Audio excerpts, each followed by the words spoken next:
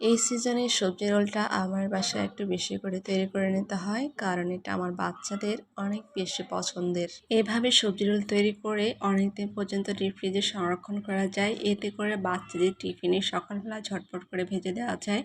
আবার বিকেলে যখন বাচ্চারা বলে ক্ষুধা লেগেছে, সেই মুহূর্তে এটা ভেজে দেওয়া যায়। সামনে যেহেতু রমজান মাস চলে আসছে, তাই দেরি না করে এখনই এই রোলটা তৈরি করে আপনার ডিপ ফ্রিজে সংরক্ষণ করে রাখতে পারবেন।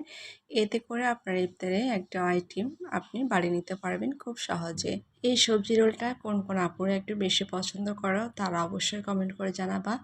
এই যে এখন রোলের জন্য আমি এখানে একটা চিকেন সিদ্ধ করে নেব। তো মুরগির বুকের এক পাশ আমি দিয়েছি এখানে সাদা আদা রসুন বাটা আর সামান্য লবণ পানি দিয়ে সিদ্ধ করে নিয়েছি।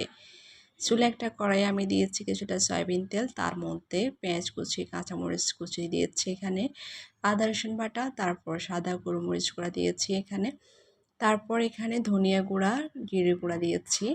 এখন এখানে দিয়ে দিব গরম মশলা গুঁড়া। এগুলোকে একটু ভেজে নিয়ে তারপর এখানে আলু কুচি, তারপর বাঁধাকপি কুচি, গাজর কুচি দিয়ে একটু নেড়েচেড়ে দিচ্ছি। এই মুহূর্তে এখানে আগে থেকে সিদ্ধ করে রাখা যে চিকেনটা রেখেছিলাম সেটা একটু কুচি কুচি করে নিয়ে তারপরে এই সবজির সাথে দিয়ে দিচ্ছি। ঢাকনা দিয়ে ঢেকে কিছুক্ষণ রান্না করব। তারপর এখন ঢাকনাটা খোলার পরে দেখতে পাচ্ছেন আবার একটু নেড়ে ছেড়ে দিচ্ছি। এই অবস্থায় সবজিটা যখন হয়ে গেছে নামানোর একটু আগ মুহূর্তে আমি এখানে কিছুটা গরম মশলা দিয়ে দিয়েছি। এতে করে খুবই সুন্দর একটা ফ্লেভার আসবে আর খেতেও কিন্তু ভীষণ ভালো লাগবে। সবজিগুলো যেহেতু হয়ে গেছে এখন এগুলোকে নামিয়ে নিচ্ছি। এখন আমি একটা ব্যাটার বানিয়ে নিব রোলের শীট তৈরি করার জন্য। তো সেজন্য এখানে 4 কাপ আটা, সামান্য পরিমাণ লবণ দিয়েছি, হাফ চা চামচ দিয়েছি চিনি। আমি এখানে একটা ডিমও দিয়েছি। দুর্ভাগ্যবশত সেই ভিডিওটা স্কিপ হয়ে গেছে, সেজন্য ভেরি ভেরি সরি। কারণ হচ্ছে গ্যালারিটা এত বেশি ফুল ছিল যার কারণে ভিডিওটা স্কিপ হয়ে গেছে, গ্যালারিতে সেভ হয়নি। তো আমি একটু একটু করে বেটারটা তৈরি করে নিয়েছি। সবগুলো পানি যদি একসাথে দিতে যান তাহলে সেক্ষেত্রে বেটারটা ভালো হবে না এবং স্মুথ হবে না। এটা ঘনত্বটা ঠিক কতটুকু হবে বা কেমন হবে সেটাও আপনাদেরকে দেখিয়ে দিচ্ছি। যতটুকু সম্ভব বেটারটা একটু পাতলা করে রাখার চেষ্টা করবেন। এক্ষেত্রে রোলের যে শীটটা তৈরি করবেন সেটা ভালো হবে আর রোলটা তৈরি করতেও সুবিধা হবে। এখন চুলে একটা কড়াই ভালো করে গরম করে নিয়েছি। এখন তার মধ্যে কিছুটা তেল ব্রাশ করে নিয়েছি। তারপরে এখানে 1 চা চামচ আমি 1 চা চামচ না, 1 চামচ করে আমি এখানে কিছুটা বেটার দিয়ে রুটির মতো করে নিয়েছি। দেখতে পাচ্ছেন হাত দিয়ে টেনে এটাকে তুলে নিয়েছি আর কতটা পাতলা হয়েছে সেটাও নিশ্চয়ই খেয়াল করেছেন। এখন আমি গরম গরম রোল তৈরি করে নিব। এভাবে যখন গরম গরম রোলটা তৈরি করে নেবেন সেই ক্ষেত্রে বাড়তি কোনো বেটার আপনার রুটির চতুর্পাশে লাগাতে হবে না।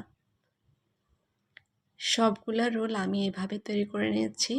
আপনারা কিন্তু দেখলে খেয়াল করেছেন নিশ্চয়ই যে আমি এই যে রোলটা তৈরি করেছি তার চতুর্পাশে কোনো ধরনের কোনো ব্যাটার লাগেনি। কারণ হচ্ছে এটা গরম গরম যখন তৈরি করবেন তখন এটা এমনিতে কিন্তু চতুর্পাশে আঠার মতো লেগে যাবে। এক্ষেত্রে সময়টাও বেঁচে যাবে, তাড়াতাড়ি আপনারা এটা তৈরি করে নিতে পারবেন। একটা রোল তৈরি করতে করতে আপনার অন্যদিকে আরেকটা রোলের শীট তৈরি হয়ে যাবে।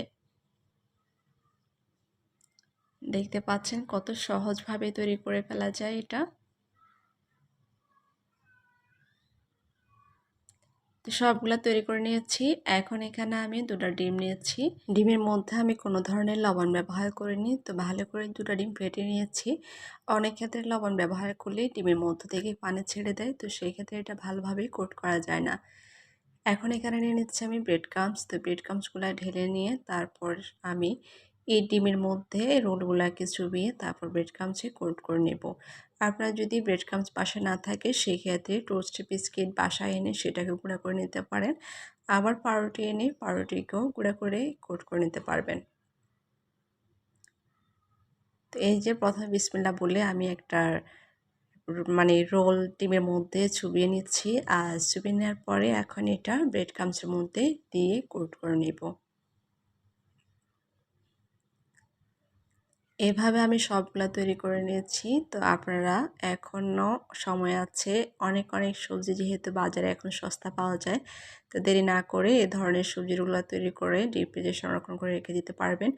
অনেক সময় দেখা যায় হুটহাট করে মেহমান চলে আসে, তো সেক্ষেত্রে বাসায়ও অনেক সময় দেখা গেছে কোনো কিছু থাকে না। এরকম যখন ফ্রোজেন করা রোল থাকে তো সেক্ষেত্রে আমরা ভেজে দিতে পারি। সেটা আমাদের জন্য অনেক বেশি সুবিধা হয় এবং হেল্পফুল হয়। সবগুলো তৈরি করে নেওয়ার পরে আমি এগুলাকে নর্মাল ফ্রিজে রেখে দিয়েছিলাম 3 থেকে 4 ঘন্টার জন্য। তারপর বের করে আমি একটা বক্স করে রেখে তারপর ডিপ ফ্রিজে রেখে দিয়েছি। এভাবে করলে হয় কি আপনার রোলের গায়ে যে অতিরিক্ত ব্রেড ক্রাম্বস থাকে সেগুলো ঝরে পড়ে যায়। তখন ভাজি করার সময় এগুলো তেলে দিলে আর অতিরিক্ত ব্রেড ক্রাম্বস মানে তেলের মধ্যে ডুবে মানে পড়ে যায় না আর কি। তো সেক্ষেত্রে তেলগুলো আর নষ্ট হয় না। আর এগুলো যখন আপনার ডিপ ফ্রিজ থেকে বের করে তেলে ভাজি করবেন, যে কয়েকটা ভাজি করবেন সে কয়েকটা রেখে বাকিগুলো আবারও রেখে দিবেন ফ্রিজের সাথে সাথে। না হলে সবগুলো বাইরে একসাথে রাখলে এগুলো পানি ছেড়ে দিয়ে রোলগুলো নষ্ট হয়ে যাবে। আর অবশ্যই যখন ভাজি করবেন তখন তেলগুলা ভালো করে গরম করে নেবেন। ঠান্ডা তেলে এটা যখন চুবাবেন তখন এটা আপনার ক্রিস্পি হবে না, ওপর থেকে সবগুলো ব্রেড ক্রাম্বস খুলে যাবে। সব কিছু মিলিয়ে কেমন লেগেছে আজকের ভিডিও অবশ্যই কমেন্ট করে জানাবেন। যদি ভালো লাগে তাহলে অবশ্যই লাইক কমেন্ট শেয়ার করবেন সবাই। পেজটি ফলো দিয়ে এবং ইউটিউব চ্যানেলটি সাবস্ক্রাইব করে পাশে থাকার অনুরোধ রইল সবার প্রতি। ভালো থাকবেন সবাই। দেখা হবে আবারও নতুন কোনো ভিডিও নিয়ে। সে পর্যন্ত সবার জন্য অনেক অনেক দোয়া ও শুভকামনা। আসসালামু আলাইকুম।